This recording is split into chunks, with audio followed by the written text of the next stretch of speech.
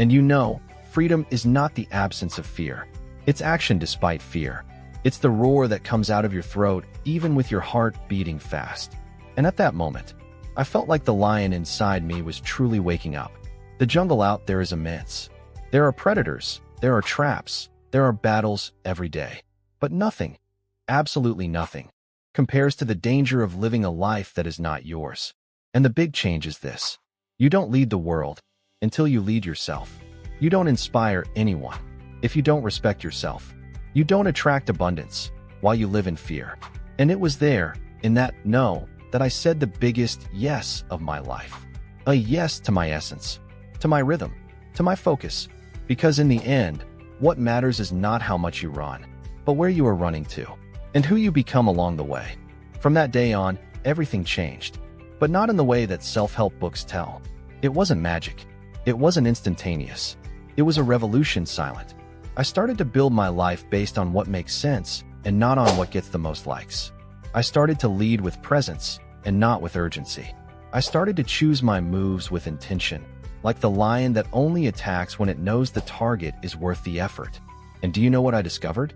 That the world respects those who respect themselves. That great deals, great connections, great ideas, they don't come from desperation. They come from alignment. Because when you stop running, you hear better. You see more clearly. You decide with more awareness. And that's when I understood the true essence of leadership. It's not about giving orders. It's about inspiring. It's about being so whole, so firm, so true, that whoever observes you feels like aligning themselves too.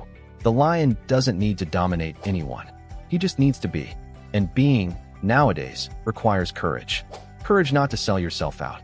Courage to choose the longest path. Courage to remain true to yourself, even when everything out there screams for you to give up. And that's why I tell you, be like the lion. Don't live by the rush of others. Don't lose yourself trying to please. Don't exchange your essence for applause. Because, in the end, what will sustain you is not what you achieved. It's who you became while you were achieving. And if I can leave you with a final image, think about it. In the middle of the jungle, everyone runs. Except the lion. He walks, eyes steady, head held high. The stance of someone who has already understood that true strength is not in shouting, but in choosing when to roar. And now, I ask you, are you living like a lion? Or just trying not to be devoured?